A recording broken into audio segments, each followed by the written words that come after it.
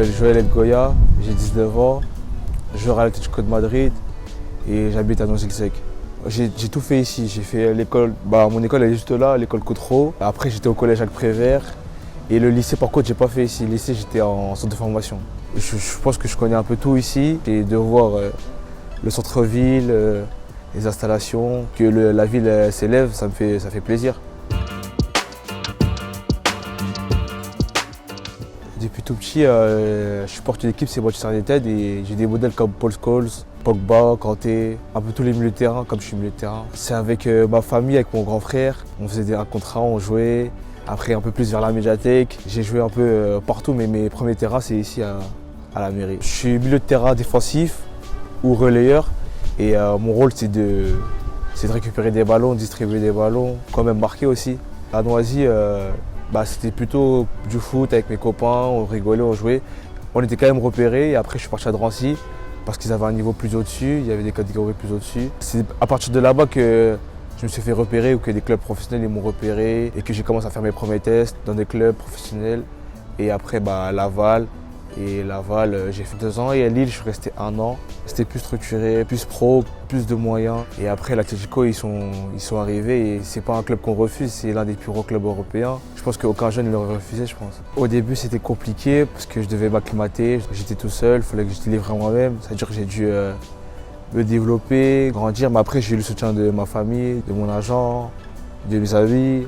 Ça veut dire que j'étais tout seul, mais pas forcément tout seul. J'étais accompagné, mais il y avait l'école, le foot, c'était chargé un peu, on rentrait fatigué, il y avait beaucoup d'objectifs à atteindre. Quand on a un rêve, quand on sait ce qu'on veut, on est obligé. Toute personne, quand elle a des objectifs, elle est capable de faire 2 choses à la fois. C'est comme un rêve parce que depuis plus petit, on regarde à la télé ces grands clubs. Il y a Griezmann, Suarez, Saúl, Koké, Oblak, des grands joueurs. Je savais qu'un jour dans ma vie, j'allais bouger dans l'étranger, j'allais voir autre chose que rester en France. Ça fait 1 an que je suis à Madrid, que je vis là-bas, que je joue là-bas. Ça a pris un peu de temps pour m'adapter, pour me climatiser, pour parler la langue, faire des copains, mais j'y suis arrivé et je pense que le plus dur est fait. L'année dernière, je jouais en U19, j'ai fait quelques matchs en Youth League, ce qui est la Ligue des champions des jeunes. Et cette année, je suis arrivé à l'Atlético, je suis en réserve. Et en U19. C'est l'exigence mondiale. Tu peux avoir des jeunes du Brésil, d'Espagne. C'est vraiment un club où on est mélangé et il faut avoir de la performance. Je me suis fait des amis dans tous les clubs où je suis passé. Parce que je pense que dans le football, la cohésion et la bonne entente dans une équipe, c'est quelque chose d'important. Aujourd'hui encore, je leur reparle, et que ce soit à Laval, à Lille ou ici à l'Atlético.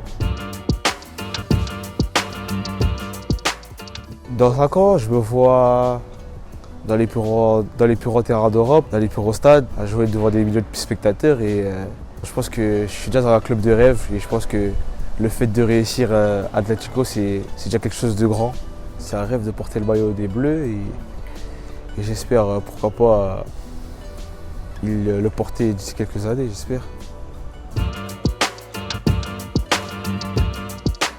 J'ai un message à faire passer à tous les jeunes, pas seulement footballeurs, à tous ceux qui font du sport ou quelque chose, c'est de persévérer, jamais abandonner et croire en soi surtout.